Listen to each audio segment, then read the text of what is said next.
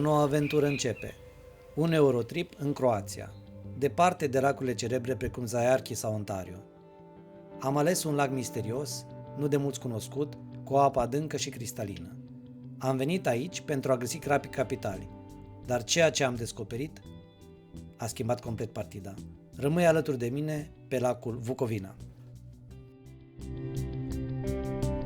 Și apropo, pentru cei care nu mă cunoașteți, mă numesc Șerban Ionuț, sunt un pescar cu experiență de peste 10 ani în pescuitul la crab și bine ați venit pe canalul meu.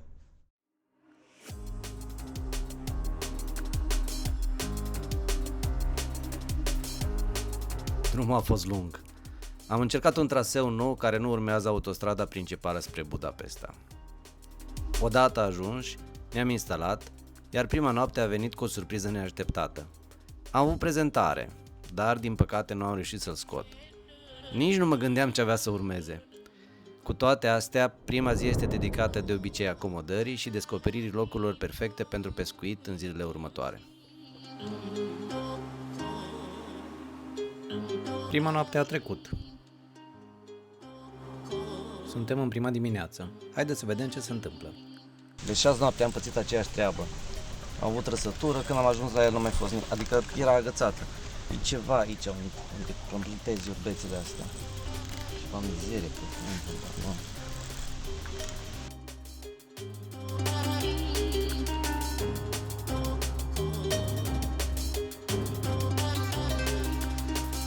Având în vedere că am avut azi noapte 2 trăsături la Hot Squid, amândouă au ajuns să fie parcate în ceva agățături, nu știu. Una mi-a rupt și una n-am mai scos nici plumbul, nici nimic, era agățat, cred că sunt niște pietri pe fund.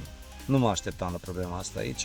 Am trecut, foloseam un fluorocarbon de 0,36, am trecut la ceva mai mare, 0,40 și una cu textil.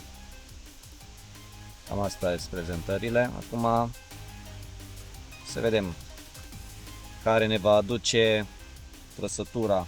Cred că trebuie să mut și locul pentru că e foarte multă agățătură acolo, nici bățul nu pot scoate afară efectiv, nu știu, se agață în pietre, cred că sunt niște pietre pe fund și atunci când tragi se agață în ele. Asta e singura mea explicație.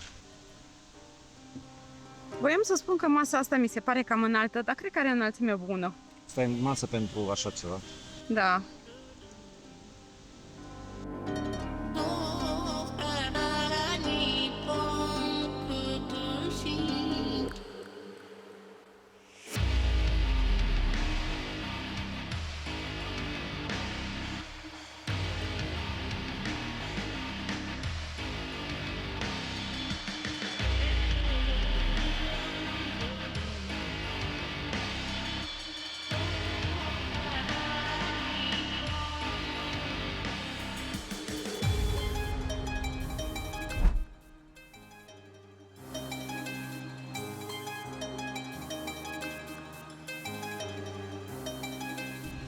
Ia uitați-vă ce-am prins.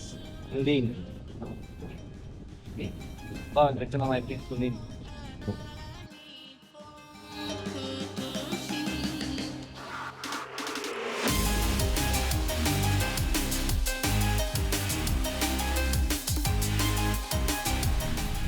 Ce frumusețe de pește!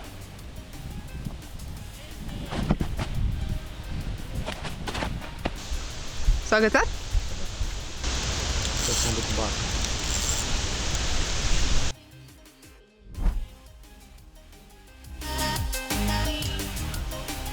Ce pregătești acolo? O montură nouă, rigid cu boileră 24. Sunt foarte supărat pentru că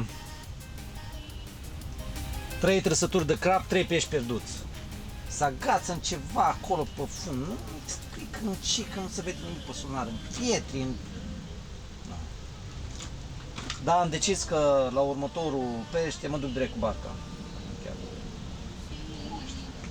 Eu cred că ei se bagă direct în ceau acolo. Dar nu este nimic pe fund, numai pietri eventual, că se agață în pietri plumbul, dar faza e că nici nu mai scot plumbul. Da, mie mi-o seama. Deci Ai nu, pierdut câte monturi? 2, 3? 3. 3 trăsături, 3 pești pierduți. La asta au intrat toți. Bine mare? 18, bine.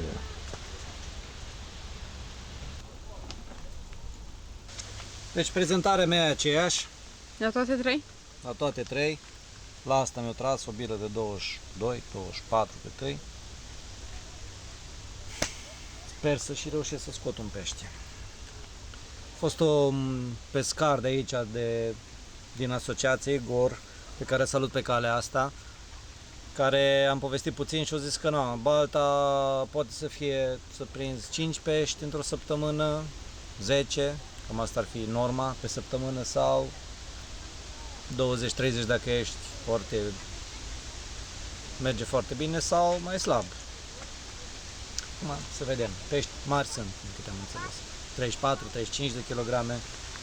Dar mă termină chestia asta. Am trăsături și nu știu să scot pești. Deci asta nu știu cum să fac.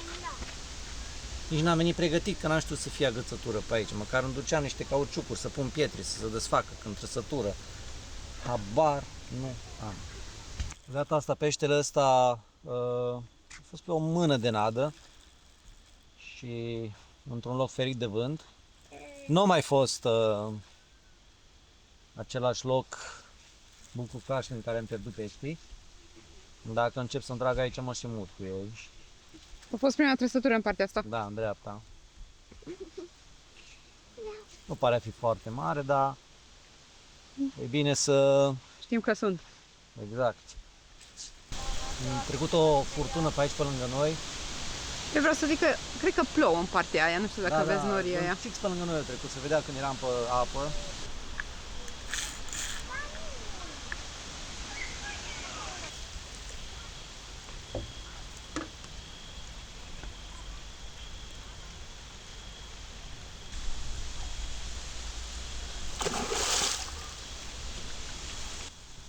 Uitați-vă la el ce colorit, ce sorți faine are. În jur de 6 kg. O să-i dăm drumul. Sperăm să vină alții. Pregătesc ceva de mâncare la crapi. Am primit aici încă ies aburii din ele. Am adăugat niște alune tigrate. Foarte fain.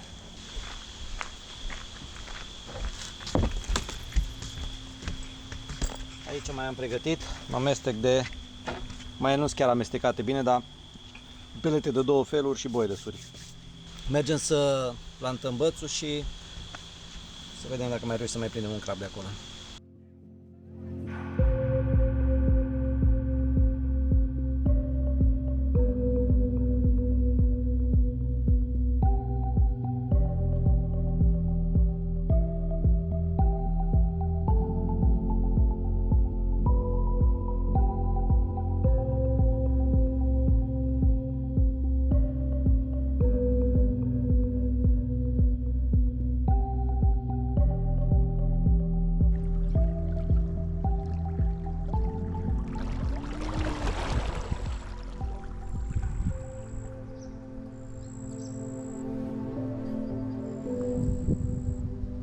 Deja are 7 metri și ceva.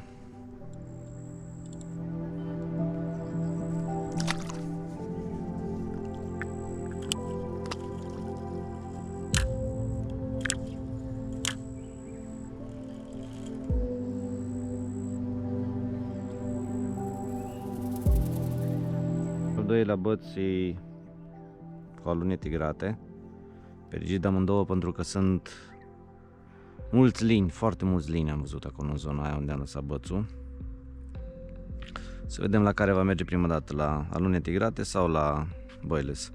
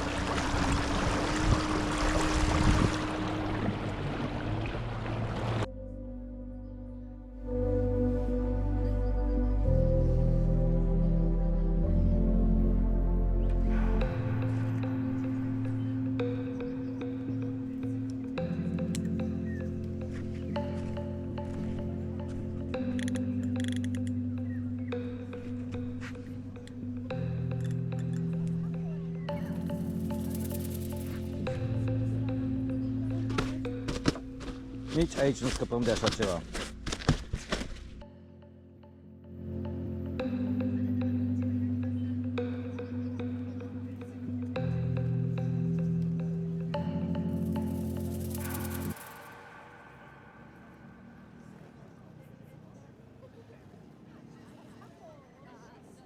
Încercăm o nădire mai extinsă. Pentru asta am venit pregătit cu perete de la Copens de 22,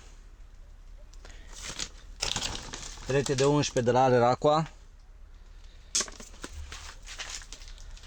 boilesuri de 18 și de 22 de la Mascobait. Le voi aditiva pentru a crea puțină atracție și sperăm că reușim să păcălim ceva crapi. Nici prea mult că nu e bine. Vă sfătuiesc un astfel de lichid, puteți să-l și dizolvați în apă ca să absorbă mai bine în perete.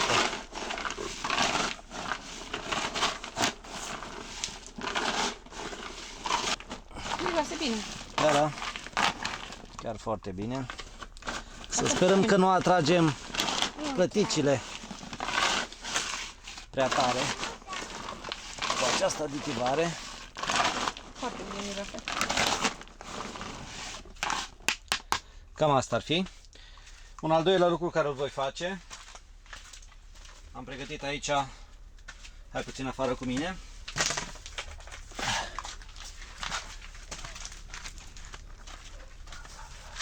Am primit de la administrație, nu asta aici e porumbul care l-am avut eu, l-am făcut eu. Am fiert o dată de sub, se vede amestecul administrației.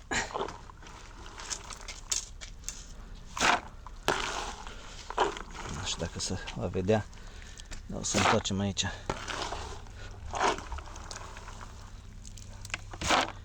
Acolo se vede mai mult, era doar pe fund și lipsa de greț m-a făcut să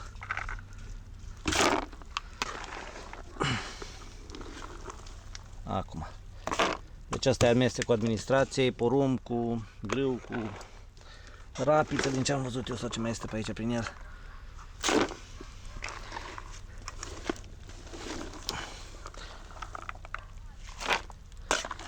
De ce nu te duci direct cu gâleata? Vreau să bag aici, aici nu este alune tigrate. Și vreau să introduc aici luna. Așa. Bun, cam aici se și vede amestecul administrației. O vedeți? Uite aici, asta e. Bun. Și aici voi adăuga iarăși din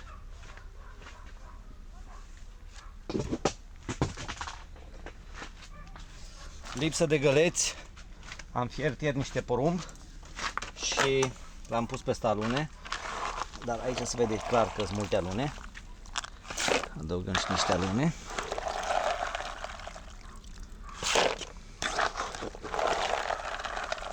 Și mult porumb o să fie în asta. Uite, alunele să și văd.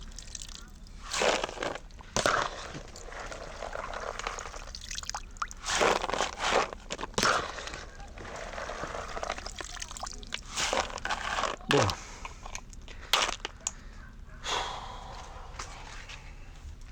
Să vedem ce reușim să facem. Hai cu pești. Da, hai cu pești. Cam multe plătici. Și nu m-am așteptat că o să fie plătici așa de mari, lini. Aici, din punctul meu de vedere, alune tigrate, boilesuri mari, perete mari. Cu asta aș veni. N-am văzut somi, deci perete puteți să băgați.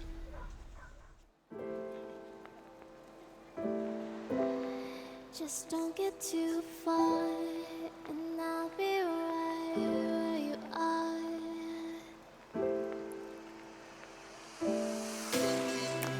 You're a dream that I could finally see.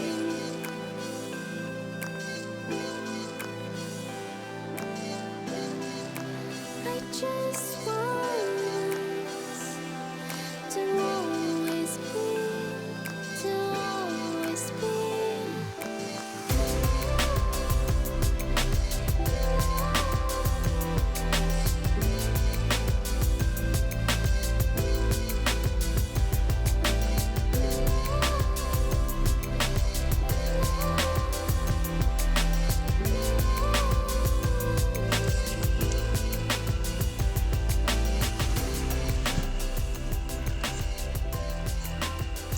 Uitați-vă aici. Ce frumusețe. Super pește.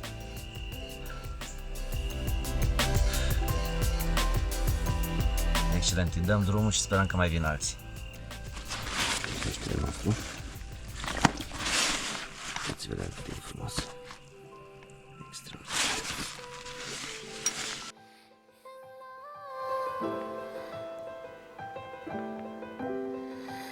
Let's stay here. Let's stay here. A treia dimineață pe baltă. Am început parcă să rezolv puțin misterul bălții, dar cantitatea de pește prins din punctul meu de vedere nu e cea mai bună, să zicem așa. Încercăm să schimbăm locurile. Cu toate că apa e destul de adâncă, sunt multe locuri în margini care le poți pescui și în momentul de față nu mă pot decide care zonă să o abordez. Pot să spun că trăsături am avut cam peste tot. În unele locuri n-am reușit să scot peștii. Nu știu, voi cum ați face? Ați continua să pescuiți? Ce pește am prins, așa ca și o paranteză, e pe o zonă care nu mi-a recomandat-o nimeni, e o zonă care am găsit eu cu un copac proaspăt căzut în apă, o zonă destul de interesantă. Dar am avut trăsături și în partea stângă, unde mi-au recomandat cei la locului că ar fi o zonă foarte bună. De acolo am și agățături, adică peștii se agață și nu reușesc să-i scot.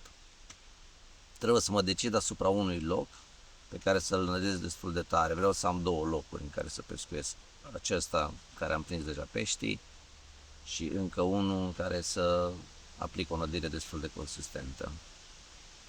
Pentru că eu, văzând cum e apa aici există foarte mult pește mic și foarte mult, nu știu, și plătici, lin. Clar că orice introduci în apă ei, la un moment dat ți le vor curăța. De aceea trebuie nădit mult ca să rămână ceva acolo pe când ajung și crapii. Uite, și sărit în locul în care am nădit un pește mic. Nu știu, mă beau cafeaua și mă decid în dimineața asta ce tactică abordez pentru următoarele 3 zile. Am 3 locuri în momentul de față.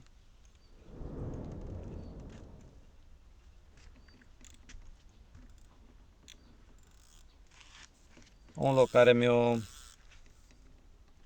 dat cei 2 pești, alt loc nou,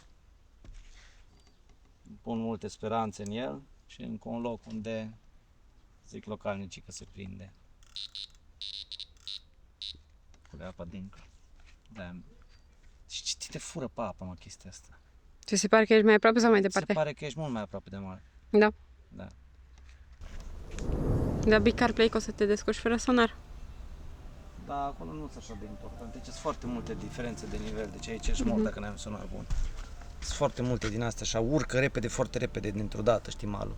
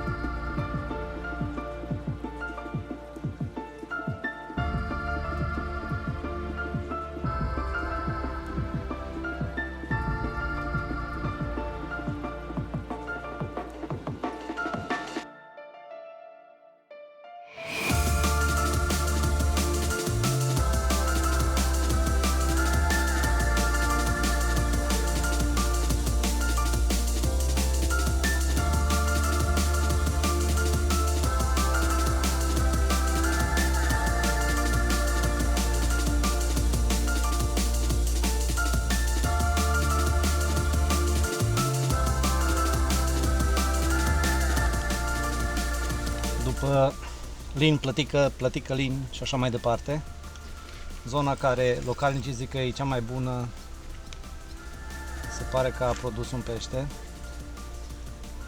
Sperăm că nu se agață pentru că am pierdut foarte mulți pești aici. Uite-l.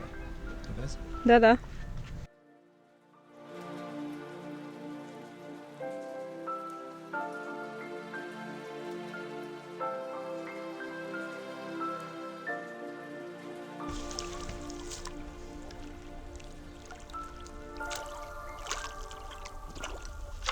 Sper.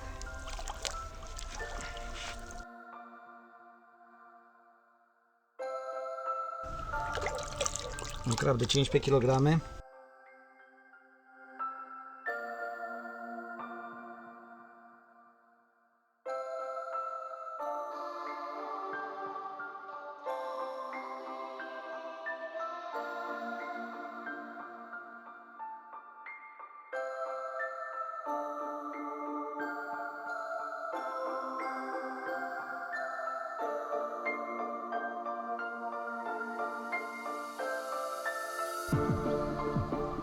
Și arată niște boilesuri maltratate. Le schimbăm pentru seară. Ăsta e în locul din dreapta. Aici se pare că e cel mai activ loc. Mai avem un loc în față, fix în fața pontonului, care nu a avut niciun semn. Și mai avem în stânga unde am prins peștele astăzi, unde erau puțin atacate, dar nu foarte tare. Da, pregătim nada de seară. Nu știu dacă se vede aici, bilă simplă de 22. Pe asta am intrat toți pești de la Masco Bait Hot Squid. Și aici o să fie două bile pentru că în zona asta am avut foarte multe plătici, limi, pește mic. Pregătim să băgăm bețele și să vedem ce vine la noapte. Mă gândesc că în funcție de cum îmi trage noaptea asta, mâine o să abordez partida diferit, adică loc de zi, loc de noapte, cam așa văd eu lucrurile și o să încerc să pescuiesc corespunzător, adică în ziua locul ăla în care mi-am dat numai pești noaptea și rest plătici și așa mai departe, o să-l abandonez peste zi și îl voi pescui doar noaptea, depinde ce se întâmplă în seara asta.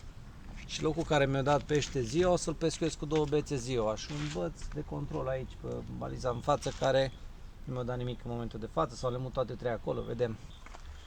M-am gândit în semințele care le folosesc să introduc lichid de la boilesuri și zona în care am apropiată voi nădi doar cu semințe. În celelalte zone nu mai introduc semințe deoarece am observat că vin plăticile și vreau să elimin lucrul ăsta. Mai fost jumătate, am amestecat cu puțină apă.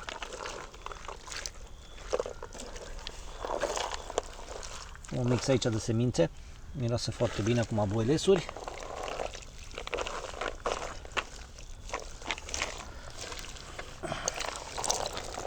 Și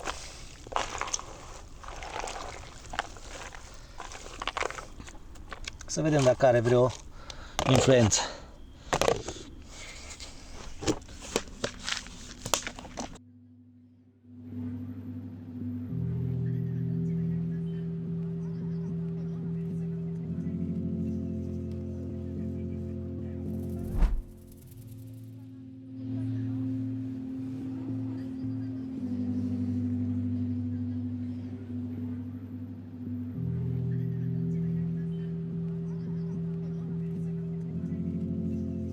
O schimbare de strategie pentru astăzi, încercăm pelete, snowman și iarăși pelete, le vom schimba mai des bețele, să vedem, pescuim totul în stânga pentru că toată lumea zice că aici în stânga se prinde. Da, încercăm și asta, deși nu prea am avut rezultate în stânga.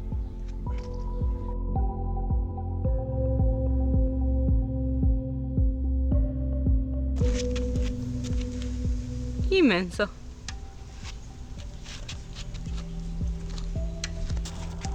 Plăticoasă, dar uite cât are spatele și grasă. Mere bine plătica noastră.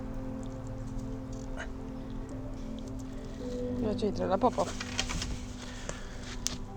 Aici. Snowman. Pentru asta am venit, dar îi ceva de capul ei.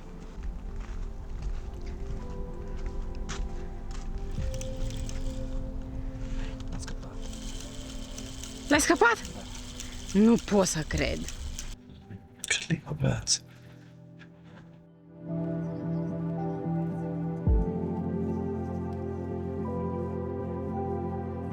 Mă ce-am băgat, uite acolo e băcuța, acum a venit înapoi și am și avut trăsătură. Se pare că partea stângă a fost corect alesă. Pentru că acum am pus firul ăsta. Trebuie neapărat să mă duc să scot baliza aia. Sperăm că nu au agață și peștele ăsta, că mi-e frică că celălalt din cauza asta l-am pierdut, că a fost agățat în baliză. După îndelungi așteptări, așa trag peștii ăștia de numai. În sfârșit 2 trăsături una după alta. Pare că schimbarea de tactică a avut succes. Mulțumesc Igor pentru sfat. Nu eram sigur ce să fac, dar uite că tactica asta a fost de succes. Să sperăm că reușim să și prindem peștele. Nu poți pescui cu balize tubulare aici pentru că e foarte mare adâncimea. Peștele ar trebui să apară imediat.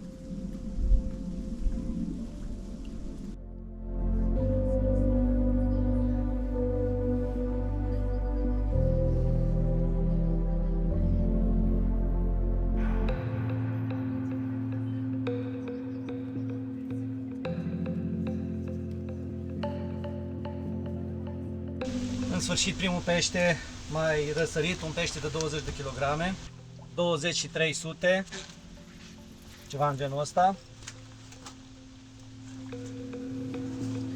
Un pește frumos.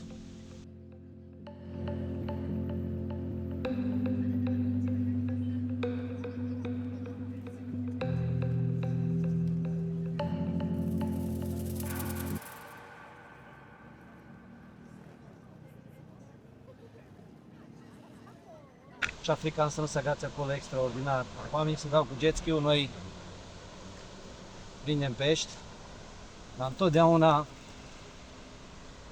până ce simt că vine mai aproape, nici fiș jos n-aș vrea să-l las, îl țin sus ca să iasă peste obstacole. Sperăm că scapă, deci se duce fix în zona aia cu agățătură.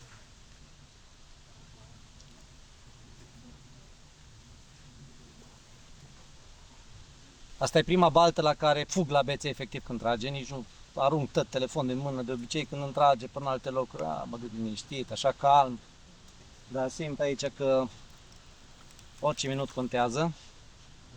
Această trăsătură vine la un boiles de la Masco Bay, uite, deja direct în mal aici, să vedem să agață în barja aia acolo. Dar uite ce superb se vede.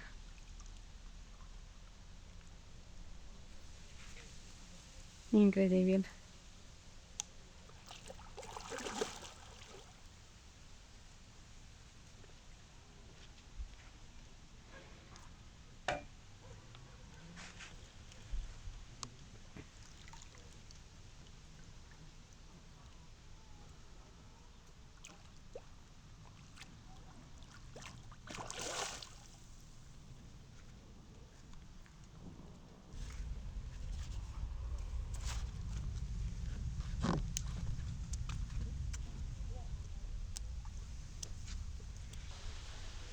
Tara are 1.300. O să vedem. Cât arată? 16.800, 16.700, 16.500. Deci 15 kg. Un frumos comun, uitați-vă ce colorit are. 15 kg, 15 kg jumate, un pește extraordinar. Forever following you.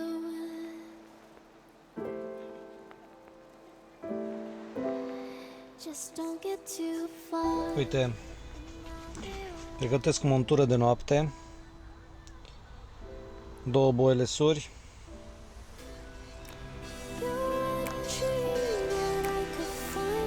de la mascu destul de tari, un cârlig wide gape de 4 de la Z-Fish, cu legat cu un fir fluorocarbon,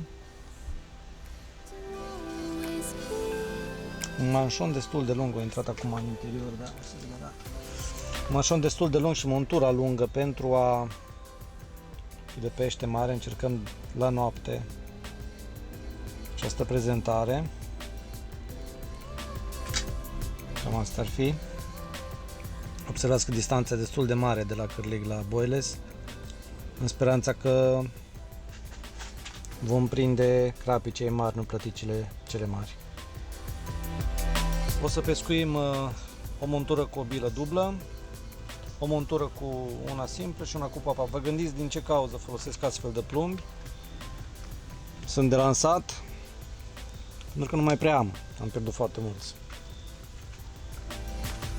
Și acum navomodelul meu ăla de 1000 de euro. 1000 de lei. Exact, 1000 de lei. Pregătit aici. Pregătesc brățul să-l dăm pe el. Pe rodpod. Aici, de asemenea. Așa și pentru a preveni agățarea cârligului și așezarea lui corectă, folosesc și un seculeț. Nu e cel mai indicat să faceți ceea ce fac eu, dar am observat că nu e o problemă. Adică l-am agățat aici așa. Pun cârligul, în firul, cu momeala. Păi, prindeți testoase. Ziceau oamenii că au o problemă cu asta, una, două, uite-le. 3 erau acolo. De ce e o problemă? Și că se înmulțesc foarte tare, că nu au dăunător natural. Bun. Bățul e desfăcut, acum cobor cu bățul. Se vede boilesuri de 22, pelete de la Copens și boilesuri de 18, toate tari. Întâi l-am dus puțin în afară ca să nu se încălcească cu celelalte fire și el va pleca pe poziția 4. Ce-ți arată acolo? 5-4, 5-3? Distanța. Nu știu, E cred că e în metri? metri, da. Cred. Nu cred. Ba da, Da? cred că metri răs. Nu e prea puțin. Cam atât ai până acolo.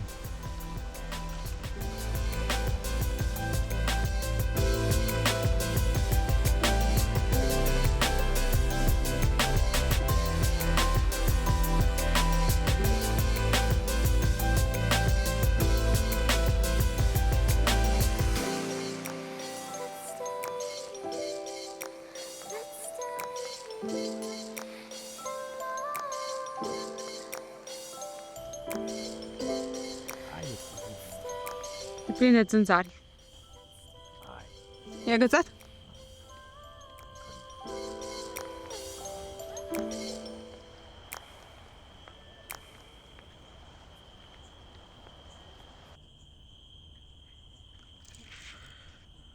Fix în el. Trebuie să o duc cu barca. Să te bagi cu barca? Da. De ce? Nu mai bine. Stați în ceva. Vrei să iau bățul? Da. Cam așa arată locația noastră. Ăsta e standul 5 pe care vi-l arăt acum. O să trec pe aici, pe lângă rulotă. Așa. Hainele puse la uscat după baie. Avem aici panoul solar care, de la O-Power, cu care am reușit să ne păstrăm curentul, toată șezurul ăsta fără niciun fel de problemă. Asta e un luminiș aici. Sunt pomi de arată, dar în mijlocul zilei aici este soare. De-aia aici ai pus panou.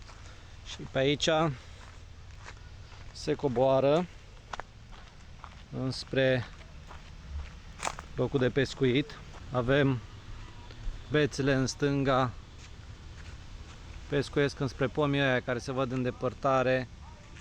Nu știu dacă o să reușesc să fac locul 1, locul 2 și locul 3, ceva în genul ăsta. E la o distanță de 20 de metri de mal. Cam așa arată zona. Aici avem barca, apa cea curată, cu care v-ați obișnuit deja. Și acum să mergem să vă arăt cortul. Cam aici ne-am făcut noi vea cu Moni, strânge pe lucruri, că i-am spus că o să filmez. În cort În cort avem NADA și stație de încărcare de la All Powers, cu ajutorul căreia eu am încărcat tot felul de lucruri. Suntem astăzi joi și mai are, hai să vedem cât mai are, 11% trebuie să pun la încărcat. Aici sunt peletele Alera cu Acopens, aici sunt boilesuri, o grămadă de muște, aici sunt boilesurile în ăsta, o grămadă de muște, echipament, măsuța mea de monturi. Nu sunt eu cel mai organizat pescar. Aici soarele este permanent ascuns, e permanent umbră, permanent, indiferent cât ar fi de cald, nu o să aveți nicio problemă.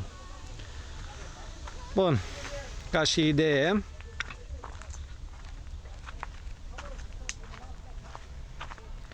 ăsta e standul 15. Acum unde apune soarele, acolo nu se prevede, nu știu cât e ăla, 14, după aia 13, 12, 13, unde fac copia aia, baia, nu știu ce stand e, 12 vis-a-vis unde se și pescuiește, cam, dați să văd, așa pe direcția asta. Acolo este și un pom scufundat, poate că se vede în depărtare cam în dreptul bețelor o baliză pusă. Mai avem acolo un stand și acum de aici nu se prea vede. Avem barja care nu mai funcționează și după colț e standul 1 și celelalte standuri. M-am trezit, am băgat bețele, s-au încălcit, ca de obicei, s-au agățat unul din ele, l-am eliberat. De data asta și fără să pierd nimic și trăsătură.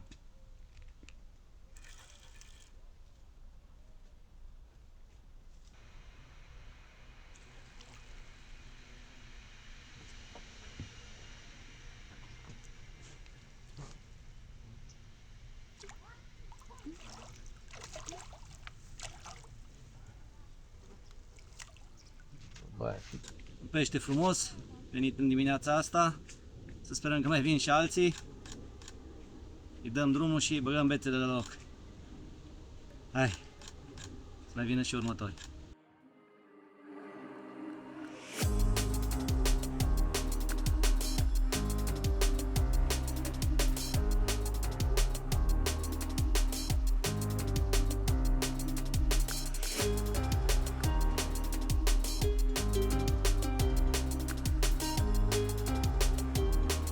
Ne zici ce faci în seara asta? Da, pe ultima seară încercăm o bilă ceva mai mare. Nu știu, e foarte interesant. Am crezut că e de la nadă, că e puțin de nadă, dar nu. Azi dimineața am avut 2-3 trăsături, pești erau acolo, imediat, paf, paf, am prins 2, după aia pauză totală, s-o tăiat. Am crezut că nu a fost destul de nadă, m-am dus și am mai nădit, doar plecat. Eu cred că le-a fost prea cald. Și asta e drept, a fost A fost cald asta. A fost cald, a fost presiune mare, atmosferică. Posibil și asta să fie un motiv. Nu știu. Dar cert e că răspund bine la nadă când e răspuns. Mai vedem mâine, că mâine e prognozată schimbare de vreme. Ascultând din ce am văzut la avertizare meteo galben. Așa de rău? Da, da.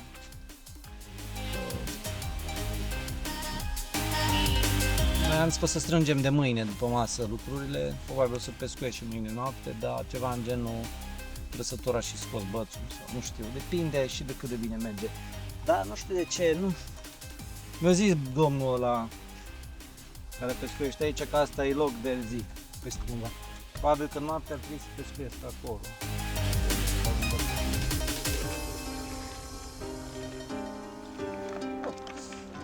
Și asta se întâmplă. Ce ai făcut? Ce să fac? S-a agățat firul în ceva, în nodul ăsta și o sărit din cuvă de la navomodel. Asta e dezavantajul când folosești un navomodel de nu ăsta mai low cost, să zicem așa.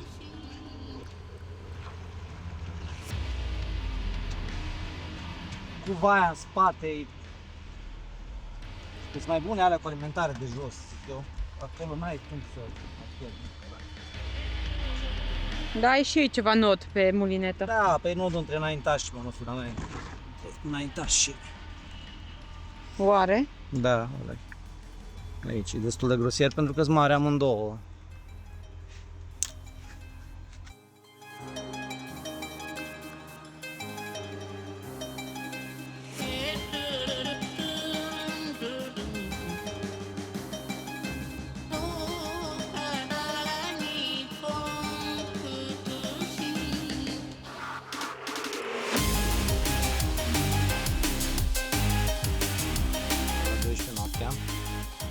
Eu dormeam cu un ochi. Da? Da. Scăpat unul când am ajuns destul de repede la el. În dreapta.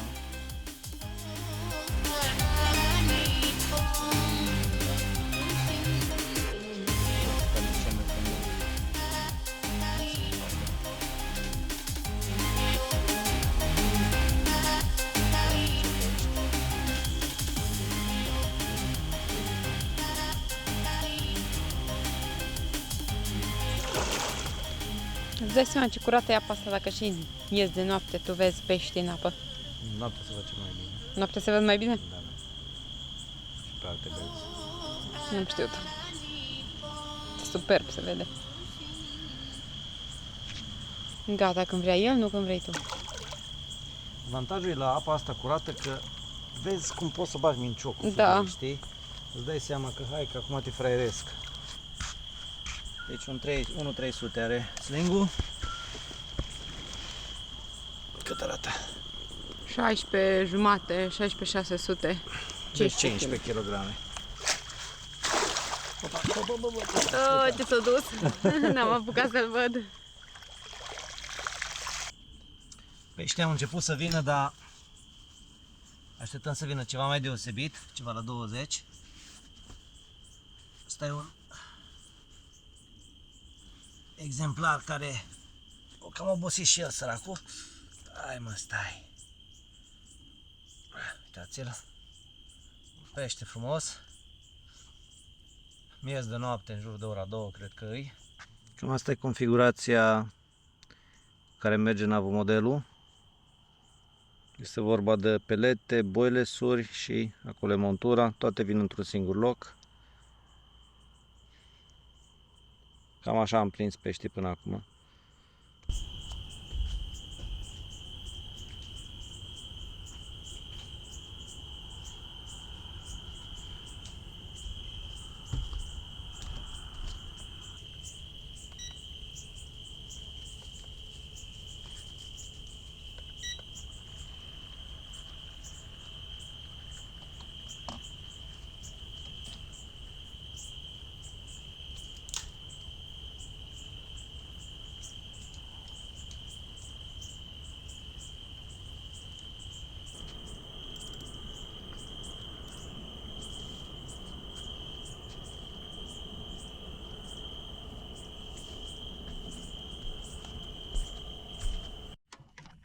Vom da drumul.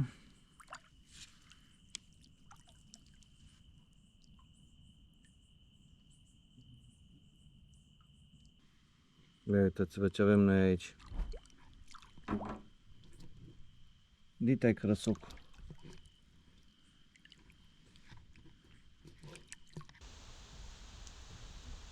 Și peștele ăsta mi-a oferit o adevărată bătălie, deși are numai 13 kg. Cred că drill-ul a durat jumătate de oră. Un adevărat luptător.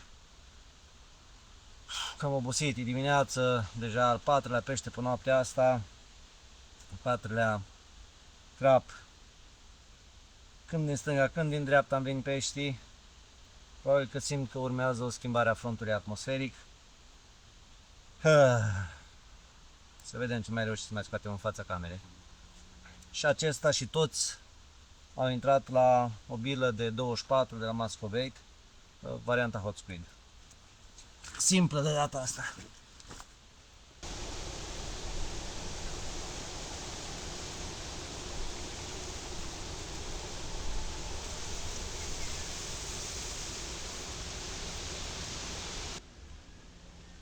Și asta poate fi numită o captură. Uite aici. Mă pun să o descălcesc până vine. Cum a fost noaptea ta? Am prins, nu știu, 3 sau 4 crapi, un caras foarte mare. Mă enervează faptul că în partea stângă se tot agață, acum am scos și o creangă de acolo. Și acum când s-au agățat, iar am crezut că peștele nu mai e acolo și m-am dus fără mincioc la mine. Am ajuns, v-am zis că peștele era încă, era un pește destul de mare. Nu știu ce să zic. Nu știu dacă avea 20, dar era mai mare. Mare pentru ce am prins aici, cam acolo, în zona aia. Și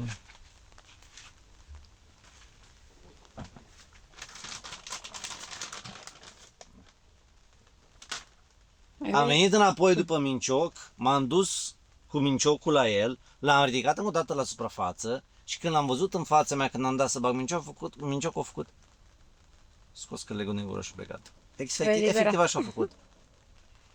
Știi, nici măcar nu s-a băgat încet în apă, așa încet și... Dacă aveai mânciocul din prima cu tine, îl scoteai. Nu scoteam, da.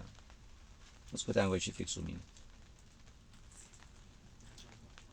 M-am și gândit să dau jos, să-l scot până sub mine și să dau jos creanga după el. A, era încă pe creangă. Era pe creangă, da. Pe el, ăsta, cârligul era în față și el era încă pe creangă. Am înțeles. Și vorba aia că să dezgorja, să desface plumbul și prins peștele, nu e adevărat, că s-a desfăcut plumbul. Dar și roata era după creanga aia, barna, să-ți explic cum se face, ce chestia asta. Am filmat-o.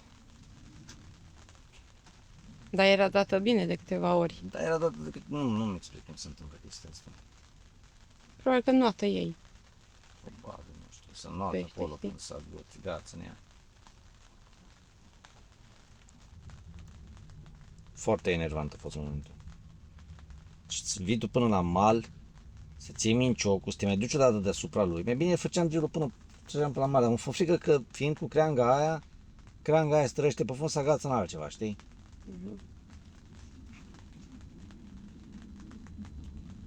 Dar cum îl puteai scoate și cu creanga aia? Pe el era la vreo 20 de centimetri de creangă. Era suficient să Da, bag cu minciocul firul, sub da. el, să bag minciocul și să agăț creanga și gata, nu era problemă. O scoteam, mai departe îmi dezluceam eu creanga acolo după ce era el minciocul. Îi desfăceam, îl degorjam Da. acolo direct și rămânea mincioc. Un crab de aproape 20 de kg, mai bine spus 19 kg 700. O oglindă. Oglinjoară. Uitați-vă ce pește frumos. La aceeași combinație, Musco-Bait Hot Squid. Un singur băț am avut în apă pentru că a venit administratorul Iosef, cum sper să nu-i greșesc numele, și am stat de vorbă cu el despre Croația, România și diferite lucruri. Da, pește încep să vină, poate că și vremea are o influență.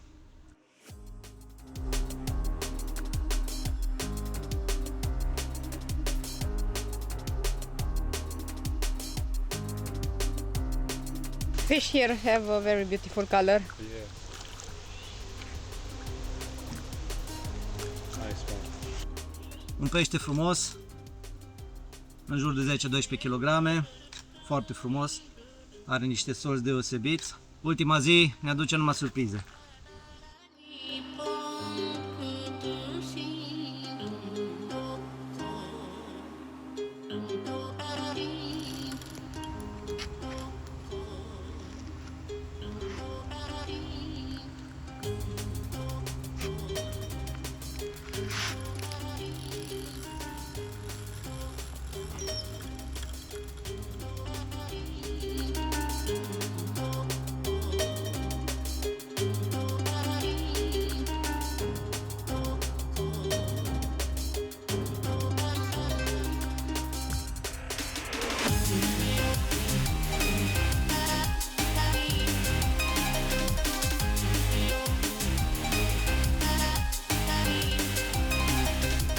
Ploaia de mai înainte.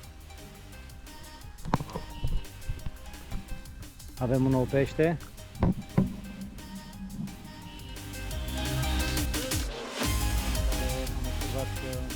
pești pe o apă de 15 metri, ceva în genul ăsta. Deci concluzia ar fi, nu vă fie frică să pescuiți pe apă mare, sau pe apă adâncă, mai bine spus.